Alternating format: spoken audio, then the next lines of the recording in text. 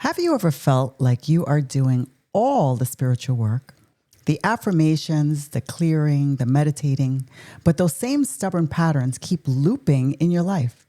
Today's guest suggests that because you might be healing the physical body, but completely ignoring the astral structures where the real blockage lives.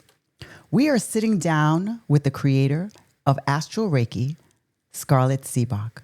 And I need you to stay tuned until the very end of this episode because Scarlett is going to reveal the specific money gates in your human design chart, specifically your Jupiter and Mars placements, and how unlocking them is the missing key to your financial abundance. You don't want to miss that breakdown. Let's dive in.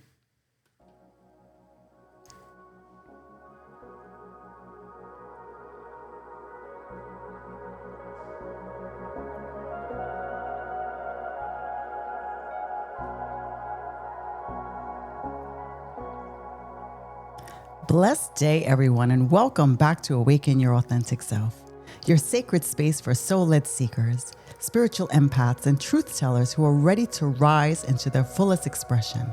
I'm your host, Jessica Rooks. Each time we gather here, my intention is to strip away the noise and get to the heart of what it means to be spiritually sovereign. And today we are going deep into the mechanics of your energy. My guest today is a force of transformation.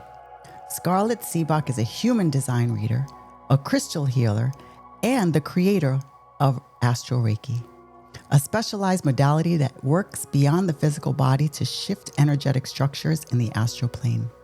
She is known for a no-fluff approach that bridges intuitive insight with strategies that actually make sense in the real world. She is here to help us move from just knowing our spiritual path to actually embodying it with authority. Scarlett, thank you so much for stepping into this space with us and welcome. Thank you so much for having me, Jessica. It is great to be here. I'm super excited. Oh, so am I. So let's just seriously jump in. Okay. I want to jump right into the unique work that you do because it truly is fascinating. You created Astral Reiki to work specifically on the astral body rather than just the physical one. For the spiritual empaths that are listening who feel stuck or like they're hitting a ceiling, despite doing traditional healing work, can you explain why shifting structures in the astral plane is often the missing key to rewriting those stubborn life patterns? Oh, there's so many layers to that. I like to go deep.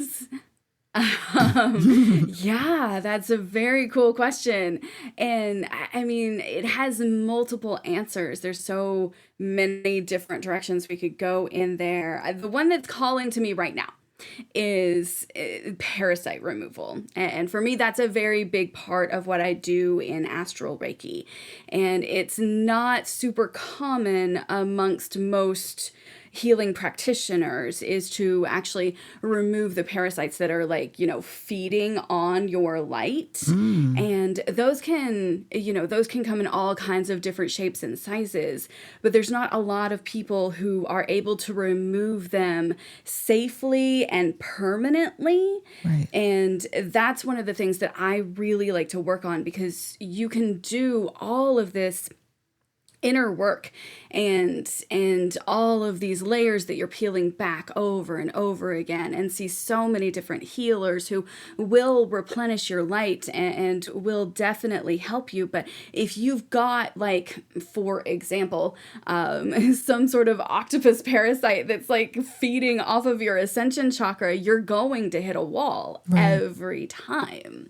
So that's one of my specialties is removing those cleanly and safely so they don't do damage on removal, and actually transmuting that energy so that it goes into the light without hurting my client.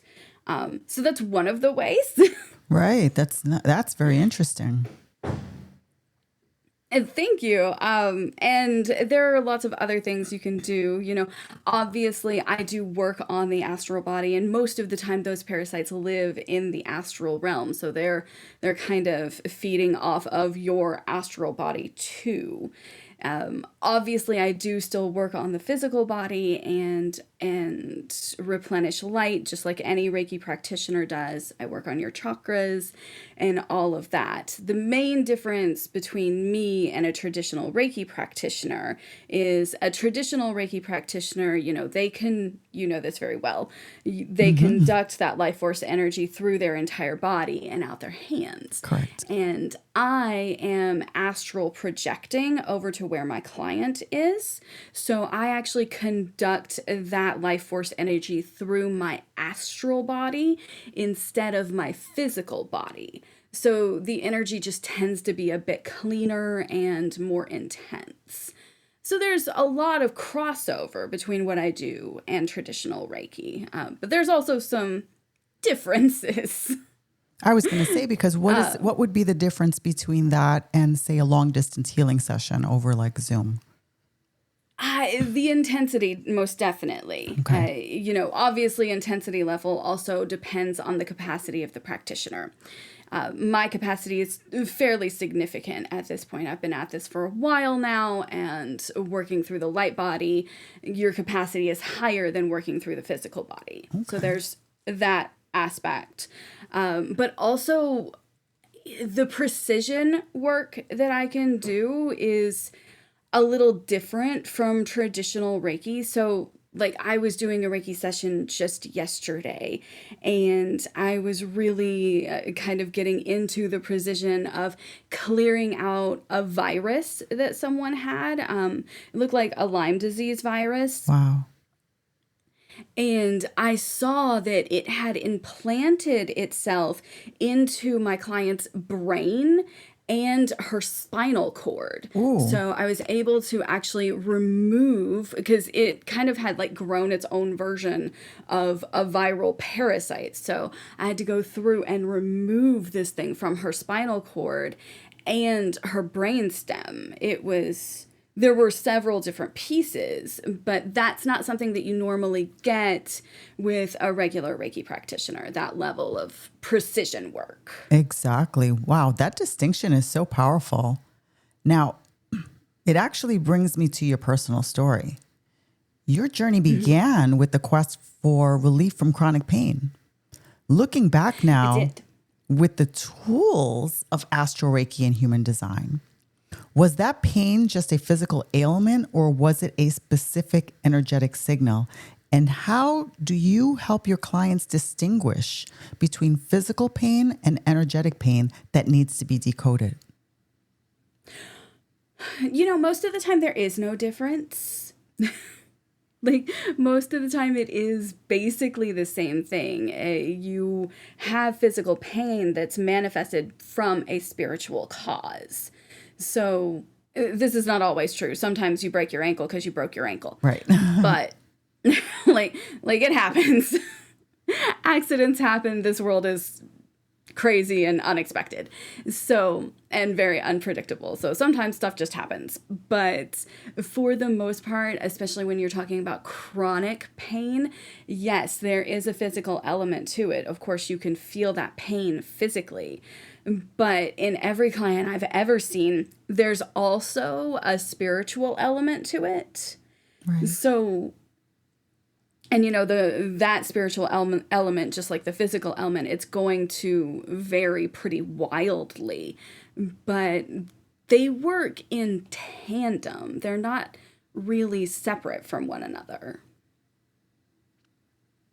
Okay.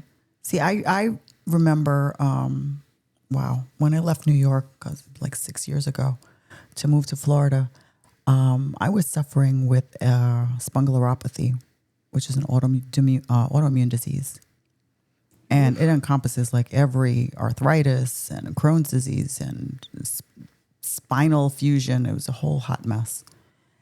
And after the pain was constant. I was getting like infusions every 6 weeks. Took like 4 hours, massages every 2 weeks. the acupuncture. It was just a horrible little nightmare. Once I had my awakening and I started tapping into energy, I realized that I really wasn't, I had a lot of control over healing my own body.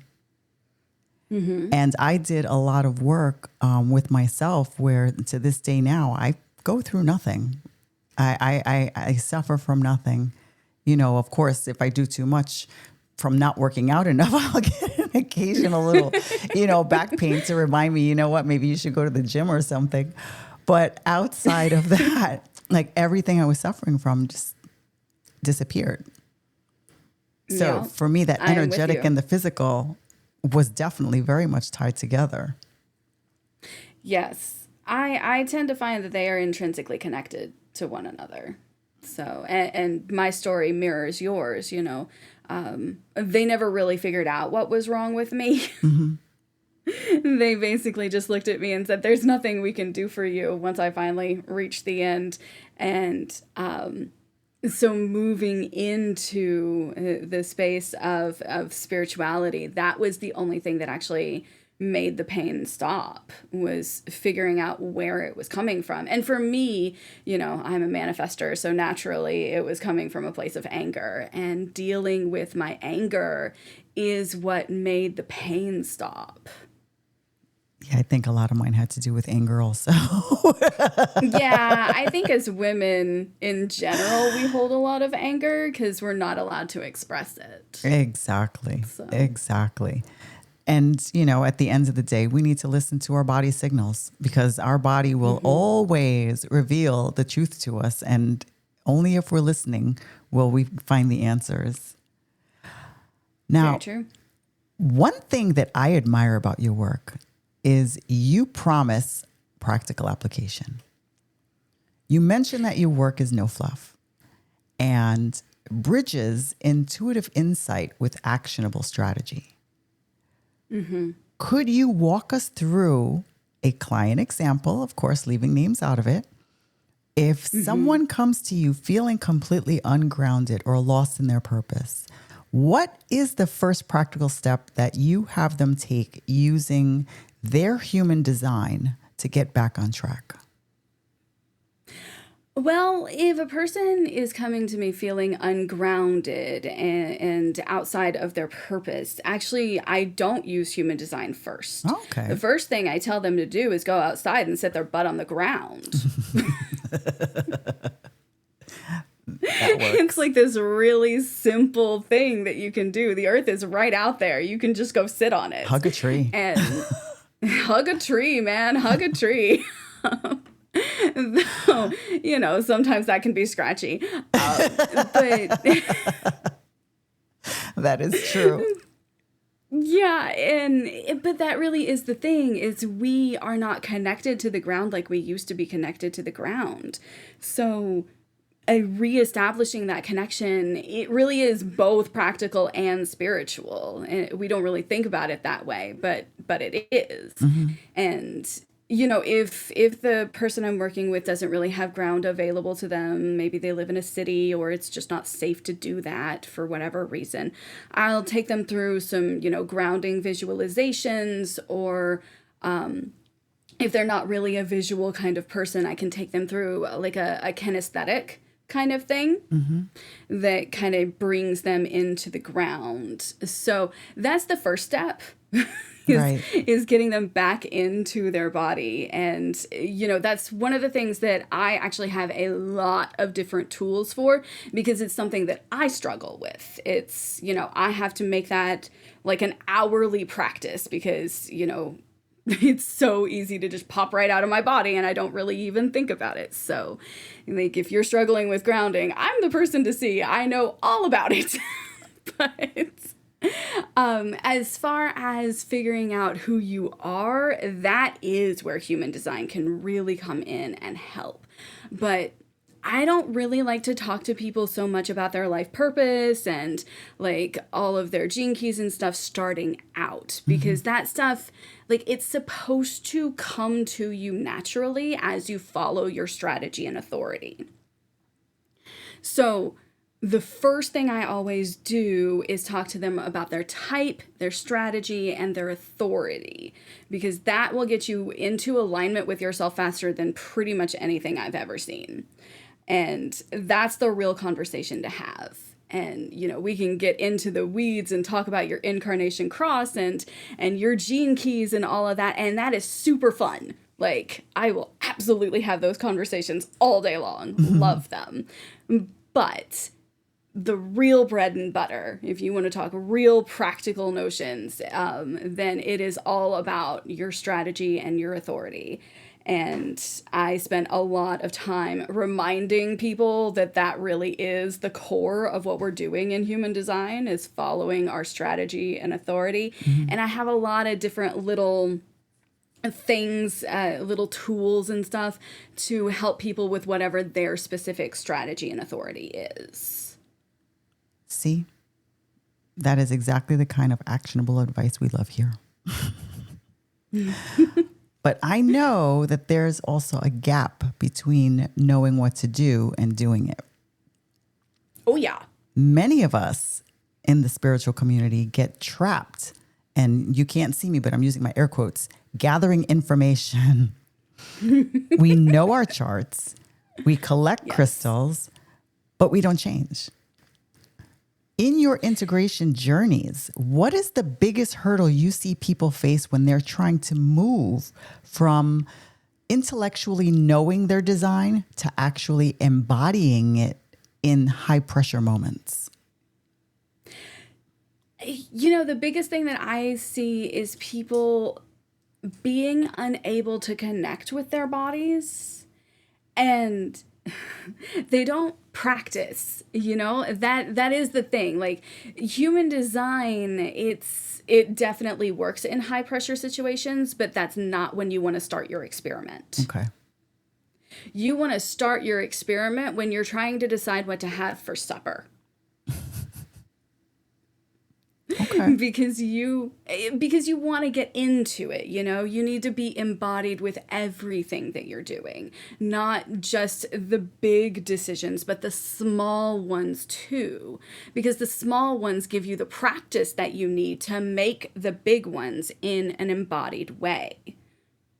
You know, you can't really do the whole box breathing thing while the world's falling apart around you. I was not box breathing when a tornado was passing by my house. Right. That is not the thing that is happening. You know, you can breathe if you can manage it, but for the most part, you're just going to freak out. And that's okay. We're allowed to freak out sometimes. Sometimes really, really terrible things are happening to you, and all of the tools go out the window and you run on pure instinct. And you know what? You're supposed to. That's your survival mechanism.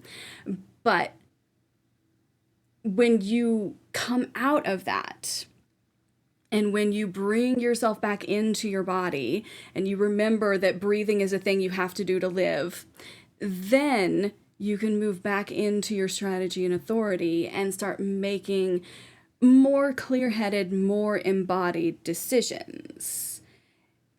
But the only way that you can do that is if you've practiced it with the small things. Right. So that's the big thing. You have to actually practice.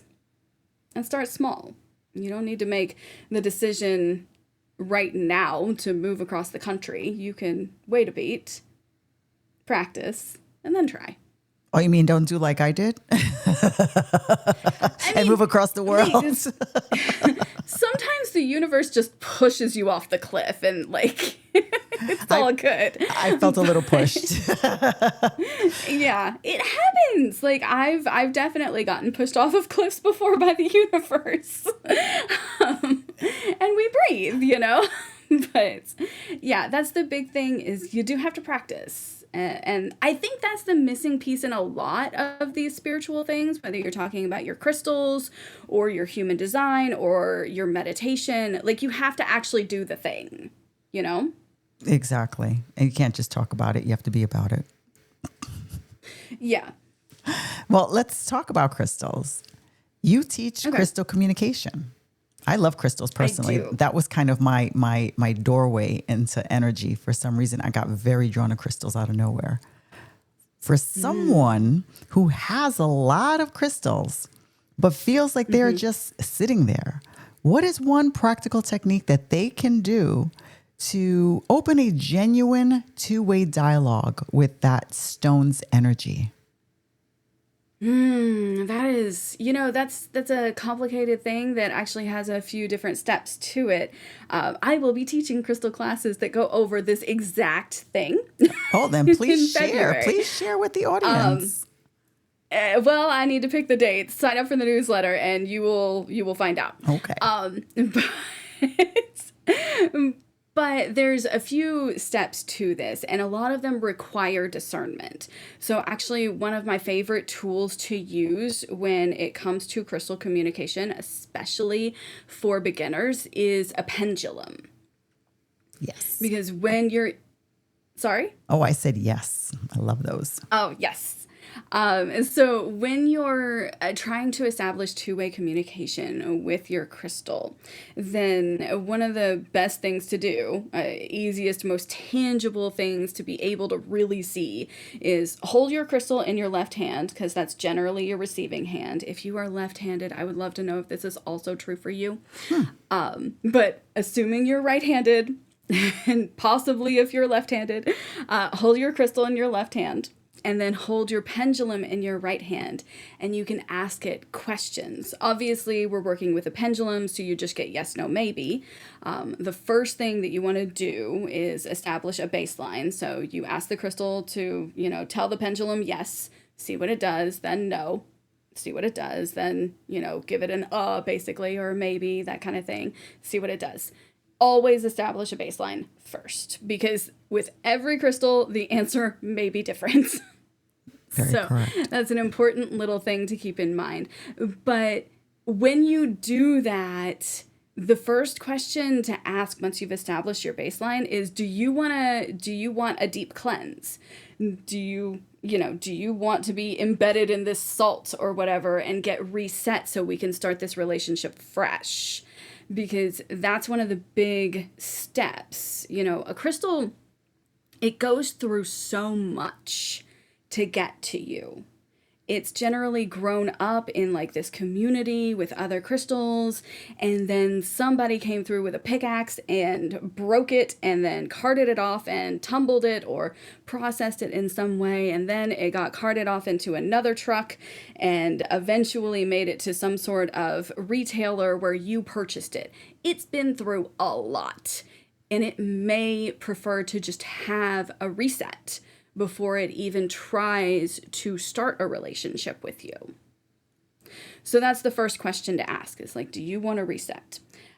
Sometimes the answer is going to be no. And that's great. That means you don't have to do that. Right. And then the next question to ask is, do you want to go outside for a while and get charged? Because most people are running around with their crystals not charged. And so that's the next question. Do you need to rest? Do you need to go outside and charge for a while? Use judgment. There's a lot of, rules to kind of keep in mind when it comes to crystals and charging, like don't charge selenite in the rain or the sun. Make sure that, your crystals aren't exposed to direct sunlight, especially clear quartz, because it might start a fire. Just rules, there's some things to kind of keep in mind when you're charging. But see if it wants to be charged. And then if it does, which it probably will, then you leave it outside in a safe place for a period of time.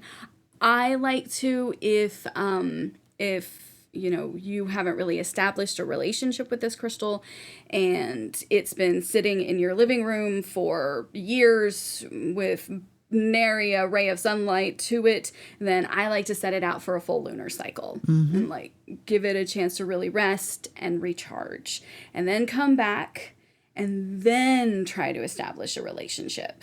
And then you can still use that pendulum, start with yes or no questions, and as you build that relationship, you'll need that pendulum less and less, and you'll be able to focus more on your own intuitive abilities. Absolutely. I always like to bond with my crystals afterwards also. Absolutely. Yeah. With the smaller ones, I will share, and I've really done this mostly with my pendulums, but with my smaller ones that I know that I want for a specific purpose, after they are cleansed and they are charged and everything is good with them, don't tell anybody, Scarlett, but I take them and I like to stick them in my bra and leave them kind of with me all day long, just so that they kind of get the beat of my heart and just kind of feel my energy all together. And we just kind of bond that way. 100%. Absolutely. The bra is one of the best place to put your crystals. Fully in favor of that, especially since we don't get to have pockets as women. Exactly. Like, your wearing bra, dresses, it's like perfect. Where else is it gonna go? Exactly. 100%. Totally stick your crystals in your bra. Just remember that they're there before you take your bra off at the end of the night. Also true. Oh my goodness. Yes. I'm blushing right now.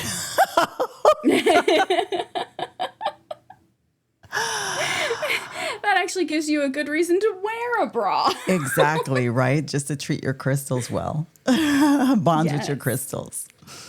Yes, 100%. Let's talk about energetic hygiene. Since Astral Reiki is performed remotely and deals with the astral body, what does energetic hygiene look like for you? How do you ensure that you aren't picking up your client's astral debris? I actually have like a lot of stuff that I do as far as energetic hygiene goes. It's a fairly intensive process. And for me, energetic hygiene is just as much protection as it is cleansing. So the first thing that I always do before any session is I set up a rather elaborate crystal grid that offers a lot of protection. So it kind of sets the field to make sure that nothing that shouldn't get in gets in. So that's number one. Number two is, again, for protection, I always call in Archangel Michael and a few of my ancestors and guides and stuff. People, things, all of these protective energies, again, to set the space. Right. And then, when it comes to energetic hygiene, for me, my favorite is I always cleanse with the violet flame. A violet flame? And yes. Can you describe what that is? So, I mean, it's a fairly literal thing. It's spiritual. Yes, it doesn't really exist in the 3D so much as the 5D, but it's basically purple fire. And it's a transmutation energy, pretty specifically. And it transmutes basically any energetic residue or parasites, because I actually use this on parasites too. That kind of thing, stuff that's what we would consider negative energy. It transmutes it into positive energy and releases it into the light. And that's the main purpose that I use it for. So I always cleanse myself with the violet flame. I always cleanse my clients' biofields with the violet flame. Sometimes I cleanse my client with a violet flame, just kind of depending on what's going on with them. So that's my main source of energetic hygiene when it comes to my clients and making sure their stuff doesn't get on me. Absolutely. That's new for me, the violet flame. And not for nothing, I have this thing with, I mean, I'm not like a fire starter or anything, but even like when I first started meditating, I loved just watching a flame, and purple's my favorite color. So you kind of caught my attention with that one. Yeah, you should definitely check into it. There are many books available as far as, figuring out how to use the violet flame. I love my undefined spleen. Sometimes I can pick up other people's like little spiritual practices that they use really easily. So I actually learned about the violet flame from somebody using it in an acupuncture session with me once. And like, I felt them conjure it. I felt the energy that they connected to conjure it. And it was so cute. It was just like this little, little campfire thing that she put under the massage table. Right. And mine's a bit bigger than that these days, but it's one of those, you connect in with Master Saint Germain and he gives you access to the violet flame. And yeah, it's an amazing resource. I use it pretty much daily. I'm going to look into that. That actually sounds very, very interesting. Especially with me I'm a doing, big fan. I do long distance. Well, now mostly long distance sessions. So I could see that being like an amazing tool in my little box. I think so. I'm a big fan of the violet flame. I think it's a truly amazing tool. Highly recommend. Taking you up on that one. Definitely. Okay.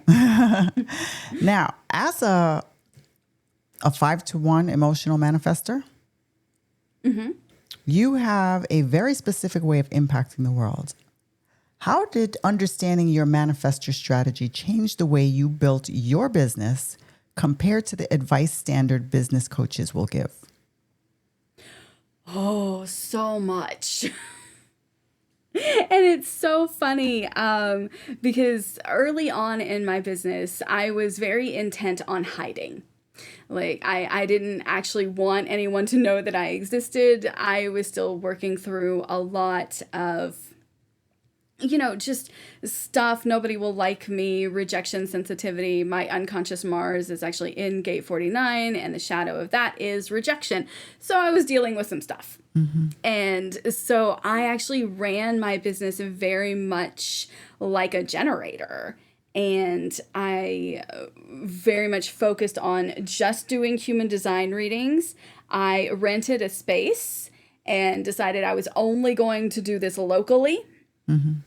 And that I was just going to focus my business on really amusingly human design with a financial bent to it. So I was combining human design and financial coaching. Right. Which I dropped off the financial coaching because that was very much my South Node in Virgo saying hello and helping me build a foundation.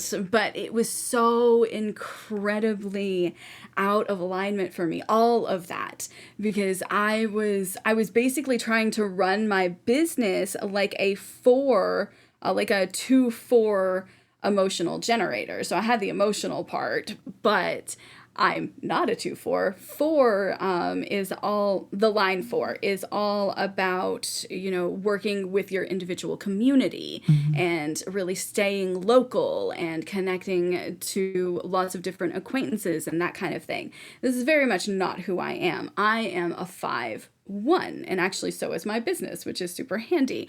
And that is all about making an impact on strangers. And as a manifester, consistency is not a thing for me. So while everybody was telling me to niche down, which I absolutely did, human design and financial coaching, that is a niche. Things really didn't expand for me and really open up for me until I brought in Reiki and until I realized that I was running my business like someone that I am absolutely not. Right. And so bringing in the Reiki and the crystals and dropping off the financial aspect, which, I still have all of that information, I just don't use it the same way. And really broadening my niche as opposed to condensing it actually just opens so many things up. And I also let go of my room, my local room, and started doing this kind of thing, actually, where I can actually impact strangers on a, really deep level. And that has made such a huge difference for me and my business. I, have exponentially grown my business every single year. And so far this year is no exception. And that's been a really beautiful thing to learn. The more that I lean into my manifestorness, my 5-1-ness, and the emotional layer of everything, the more successful I become. That's amazing. I'm very happy for you, but you're going to have to explain, how do you get those numbers? Which numbers? Like the 5-1 and the 4-2 and... Oh, okay. So you, when you were talking about my human design, you said that I was, I think, a 5 and 1 or something, emotional manifestor. So the 5 and the 1 are profile lines. And those are very much like kind of descriptors of how you grow and how you learn and that kind of thing. So like there's only 6 of them, so I can just describe them if you like. Sure, please do. Okay, so the line 1 is basically all about research. It's very much in the library, figuring stuff out, reading all the books kind of vibes. Okay. The line 2 is called the hermit, and that's very much like staying at home and meditating all the time and kind of figuring out, well, actually other people figuring out for you what you're really good at and just naturally being good at things. This is not a thing that I have. Like, I'm very much a 1 all the way. You gotta research. I'm a Google nerd, so if that puts me at a 1, that might be that. Yeah, I Google I'm with everything. you. Also, Google nerd. And then you've got the line 3, which is all about experimentation. And that's also called the martyr or the explorer. And it's very much because when you're going through this experimentation, like all experimentation, you're going to fail first, and people get annoyed about that. So sometimes line 3s, they kind of struggle with keeping friends and people liking them because they've got to experiment with everything. And, you know, people just don't always like that. So it's really important to have very loving friends. Absolutely. Then, yeah. And then you've got line 4, which is in human design proper. It's called the opportunist, which is not a very nice thing to call anybody. But what it means is that you're looking for opportunities for connection. So you're connecting Sally to Jake to Tom to Jack to Silas and like on and on and on. And, you know, I think this person would be really good for you and this person would be really good for you. And, you know, kind of looking for opportunities everywhere, how people can help each other. Okay. It's actually a beautiful line to have. It's just not one that I have. Right. So then you've got line 5, which is very much all about impacting strangers and solving problems and being practical and marketing to the masses and that kind of thing. And that's where I live. That's my line 5. I'm a 5-1, so I'm also very into the research. So that's line 5. And then you've got line 6, which is called the role model. And it is very much about experimenting, figuring out what doesn't work, and then kind of embodying a learned wisdom kind of vibe. Okay. You got me wondering where I fall in that. I definitely know the 1. I scream 1 at the bottom end of that for sure. But well, a 1 line's pretty common, so you probably do have a 1 line. So yeah, no shade. I have 1 too. Like, yeah, but 1 lines, yeah. We are very much the research types. So okay. I kind of have an idea where I might fall in there somewhere, but I don't want to get into that too much. Fair enough. Now, you work outside of time and space. Do you think that we are moving towards remote astral modalities becoming the norm in medicine? And how does Astral Reiki fit into that future? That's an interesting question. I don't know. I think maybe eventually, But I think we will probably spend a long time on sound, actually. And a lot of my business, a lot of what I do in Astral Reiki, it's actually very based in sound, in tuning. I see it visually these days, but it was all about tuning for me because clairaudience really is my strongest clair. And Mine I too. think ultimately, oh, nice. But like a lot of it, I think sound is going to be easier to get to first because the results in sound are more measurable because we can feel the vibrations more easily. If you strike a tuning fork and put it on your hand, you can feel that. Like there's no question about that. So I think, especially if we're talking about allopathic medicine, that'll probably be the direction we go in first because it's more easily measured. Ideally, yes, eventually we will get into, astral healing and the astral realms and really figuring out that we exist on so many more planes of existence than this one. But I think we're probably taking sound healing as like a bridge. That seems to be a big theme lately. Is sound therapy and frequencies and healing through frequencies. And that seems to almost be like the buzzword lately. Yeah. And I do think it's a good bridge. Like I am a big believer in sound healing. I have, 24 tuning forks. Like I very much appreciate sound healing. And since I cannot do Astral Reiki on myself, I really appreciate sound healing and tuning forks. And I think it works. It doesn't do the same thing that I do, but that doesn't mean that it doesn't do anything. Yeah, I'm a crystal bowl kind of person. I love crystal bowls. I love the sound of them. I love playing with my own. I love everything about them.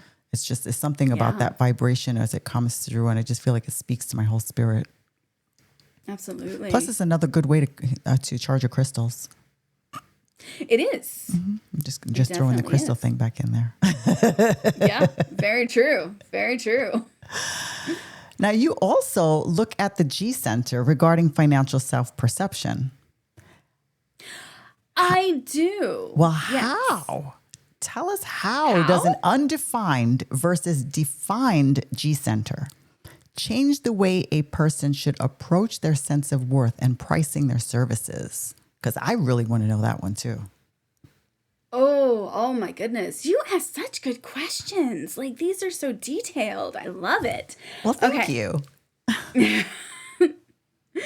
So this is something I get to see in real time in my own family because I have a very defined G center. And the only center that I have as defined as my G center is my ajna. And my brother, he has a completely open G center. So we sit on two opposite ends of that spectrum. So it's really interesting to see how that plays out. And for me, the main gate that comes out of my G center, it's actually the only channel that I have coming out of my G center, is gate 20, which is all about living in the now. So I find that I experience so much more success if I'm not living in the future, if I'm not living in the past, if I am right here in this present moment all the time. And it's like, what needs to be done right now? Like in this present moment, I am fully in this experience with you. I'm not really thinking about anything else. Right. I live that way too. I love it. Yeah. And so that for me is a way to really experience success. Now, when you're talking about somebody who has an undefined or open G center, it does not look the same. You don't really have this gate or something that you can like grab hold of and know that this is how you're going to experience success. it's more about the people around you and your environment. And it's more about using your discernment and your judgment and how you feel inside your G center when you're in these environments and around these people. So it's more about, will the person that I am currently interacting with help me experience success? Is this an opportunity for prosperity for me? And we're not really thinking about it in like an opportunistic kind of way necessarily. It's just, does this align? Is this the vibe? Is it more collaborative? Right. We don't want to be leeches. We want reciprocity. Right. So it's so important for someone with an undefined or open G center to be in places and be around people where they can experience prosperity and success. And that like placement is more important for an undefined or open G center than it is for a defined G center. Does that make sense? Well, for those people who are listening who don't know what the G center is, can you just explain what that is for them a little bit? Sure. So G center is generally described as short for the God center. And in human design, it's basically like an extra chakra because it sits right in between your heart chakra and your throat chakra. It's basically right in the middle of those two. And it's so funny because it's been around for around 200 years, give or take. And you can notice that when people put their hands together in prayer position, you're actually putting it directly over your G center.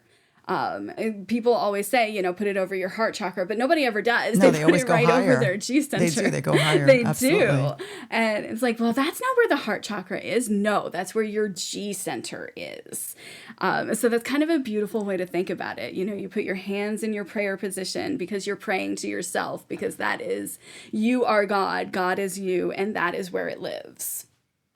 Perfect. So that's yeah, that's kind of the vibe of the G center. It's very much all about your identity and your identity as God. That's perfect. That's what it's really about. Well, thank you for that. Scarlett, that is such a crucial insight right now for everyone listening.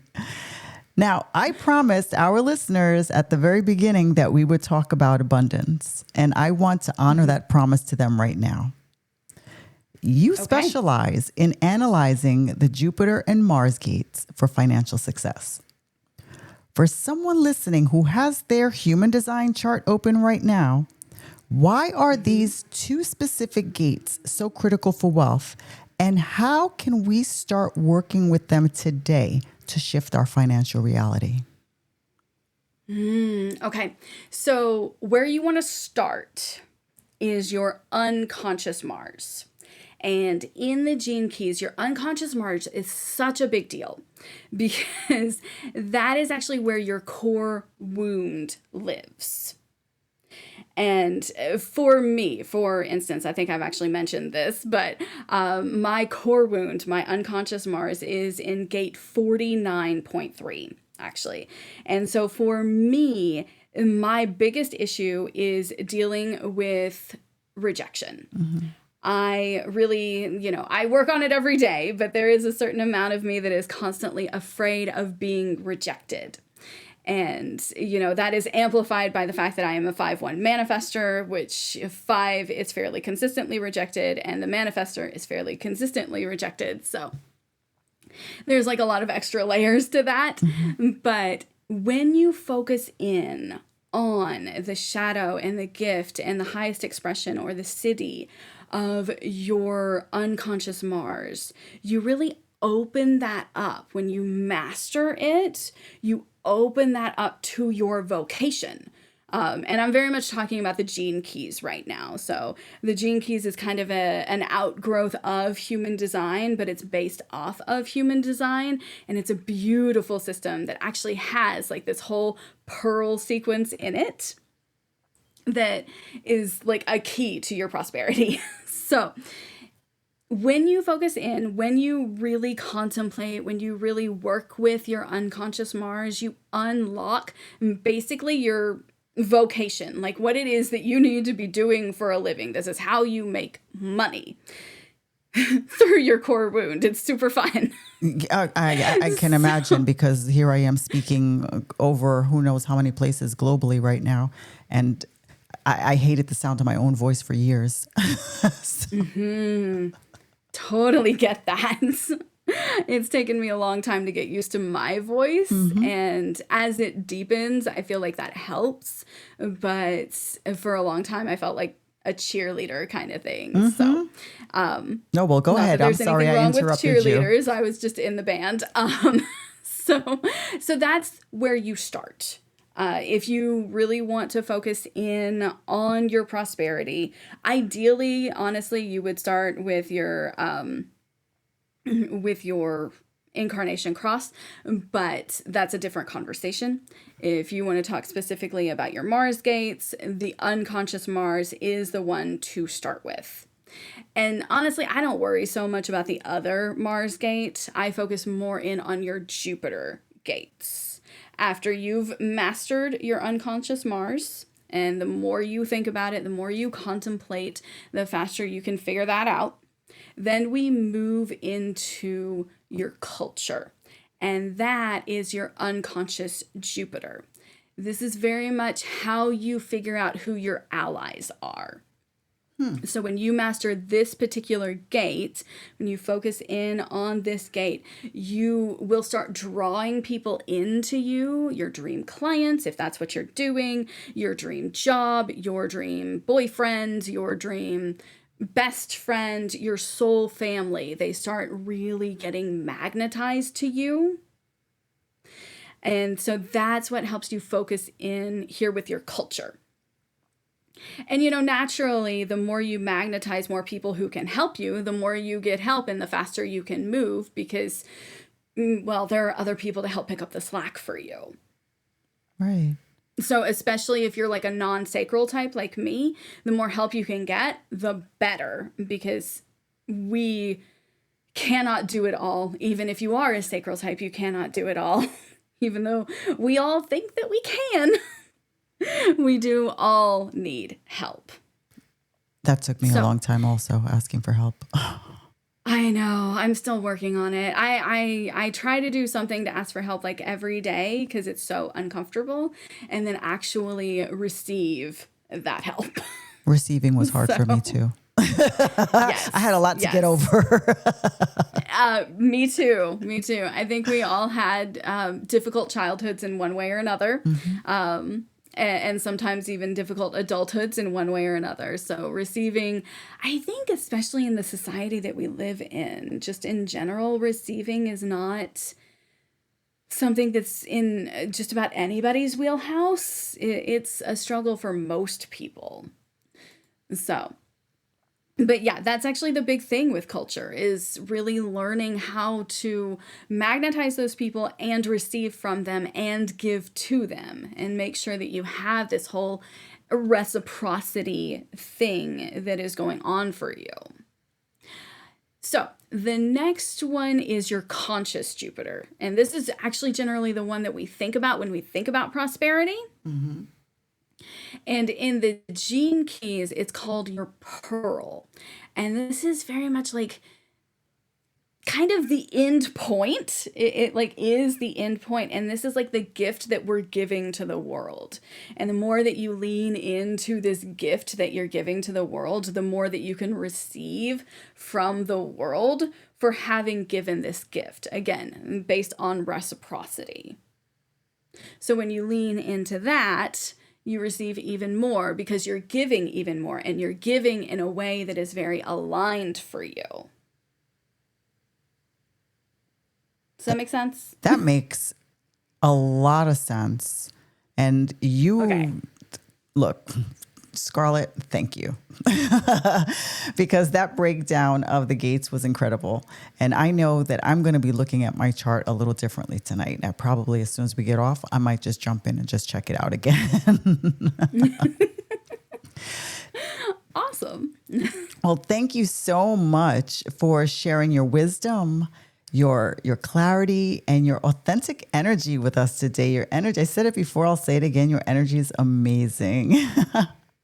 Oh, thank you. And for the Yours is too. oh, thank you. That took me a little while too. To let it loose. It's something I think we're all constantly working on. Look, I was thinking about this earlier. I said it's almost a year. This podcast is almost a year old. It'll be in March. And if you go back to my early episodes, I probably sound like I was stuck in the mud. I was so nervous and so scared of everything I was doing. And now it's just like, this is me.